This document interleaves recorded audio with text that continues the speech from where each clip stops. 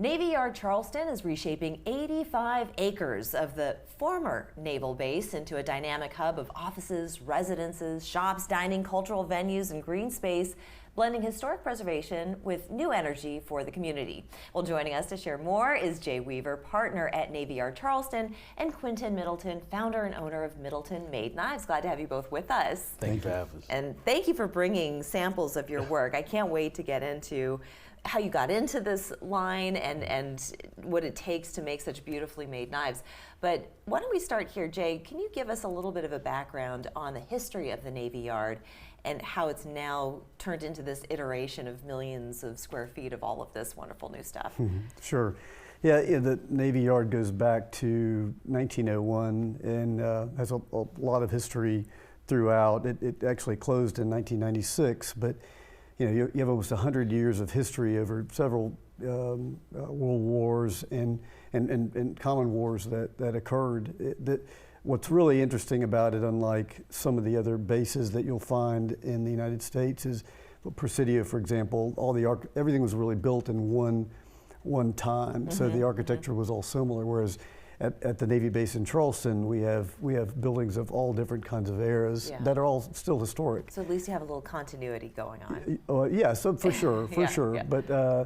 But we were able to look at a lot of different architectural types. We have about 1 million square feet of existing historic buildings that we will renovate. We've just finished our first phase. Which also earned you the Carolopoulos Award. It sure did. Yeah. We had a great team in place there, from our contractor, our architect, to all the engineers, and all of which very, very proud of that. So this is a project that's been a long time coming. So how long would you say from the conception to now where we sit today, how long was that process? For us at the Navy Yard? Well, it varies. I mean, we started it about 7 years ago with an initial purchase with part of the partnership, which the partnership is Jamestown, WECO, and then Weaver Capital Partners. And so we initially bought some property from Palmetto Rail in the hopes that it would expand and we could buy more. Yeah. And so over the past 7 years, we've bought other tranches that were part of an RFP process, and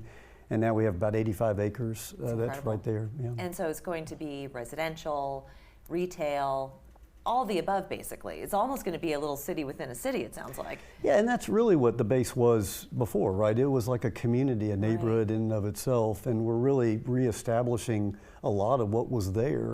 Right. So I want to talk about what the impact is going to be in just a moment, but for you personally, Quintin, this is a wonderful opportunity to share your creations. So why don't you tell us a little bit about Middleton Made Knives? How did you become a knife maker? Well, let me tell yes, you. Yes, please. It started as a boyish love, wanting to make swords or a knife, copying movies like Ninja Turtles, Star Wars, Conan. Yeah. That's where the passion really started. Someone taught me, and I was just an apprentice for 6 years or so. And God. Is this considered blacksmithing? It is. It is. Okay. Like, so, no. It's considered blacksmithing, but also bladesmithing. So basically, I'm specialized in making blades. Like, so if you told me, like, hey, I love this knife that my grandmother gave me, but can you make it thinner? Can you make it heavier, so that giving me that information, I can tailor a knife for you? It's fascinating how you got into this business. Yes. But at the Navy Yard, they talk about maker spaces. So is this going to be a place where you can hone your craft and sell it, or is it a retail space for you? How are you represented? So at this moment right now, it's a retail spot for me because I do get dirty. Like, so, sure. So this space allows clients to come in and meet me or look at my product because I live a little further inland. Okay. Like, so people that are visiting, tourists that are visiting the area, they can come in without driving an hour to my workshop. Yes. So this allows them to meet the knives that maybe that would be in their homes, or also curate something for them that they can fawn over for years. It's great. And this is just so beautiful. You said a friend made this for you, but it's magnetic with ostrich skin. Is this walnut? Yeah, this is black walnut with this is embossed leather that looks like ostrich skin. Oh, is that right? Yes. I fooled me. So, so also, like, if you're buying a knife that's very attractive looking, so you want something to accentuated as well. So why not Yes. if you're in a room with your girlfriends or your friends, this is something to talk about. Girl, look at this. I would be showing this off. I don't know that I would even want to use it because they're so perfect, but I guess, you know, it's made to be used, and they are spectacular. These are really beautiful. Oh, So thank you. congratulations on the space at I Navy appreciate Yard. it. That's wonderful. So real briefly, Jay, just tell us about the impact that the Navy Yard is going to have on that central community that's going to be living and working there, as well as the broader community that surrounds it.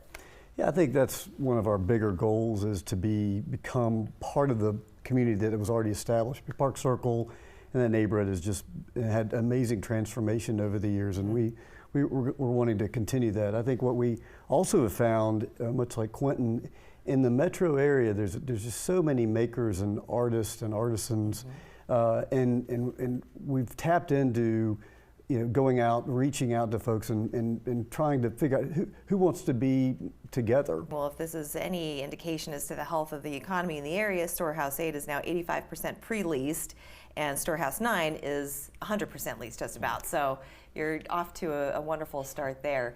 Where can people find your knives? So you can find my knives at the Storehouse 9, or you can go on my website, middletonmadeknives.com. Terrific. Or Instagram. Wonderful. Yes. Thank you both so much. Thank you. Thank you. We'll be back after this.